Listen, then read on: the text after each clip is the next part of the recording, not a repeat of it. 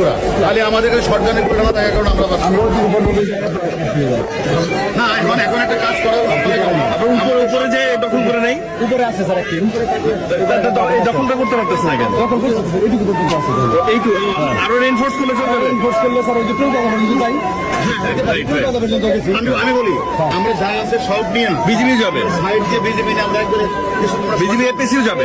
Sir বেরিয়ারটা বাম পাশে হলো স্যার মাদ্রাসা গলি, আর ওই গলি যখন ব্লক করতে পারি না, গলি স্যার বেশ সংখ্যক গলি, মনে করছে 10টা গলি আপনি আমরা এদিকে ড্রাইভার চলে আসছি ডান দিকে যে গলি স্যার ওই গলি দিয়ে পরে আসে, গলি বন্ধ করতে পারি না।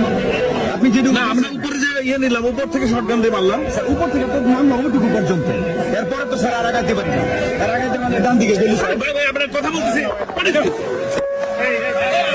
দর্শক যেমনটি দেখছেন, যাত্রাবাড়িতে যে পুলিশের সাথে ছাত্রদের খাওয়া পাল্টা দেওয়া, পাশাপাশি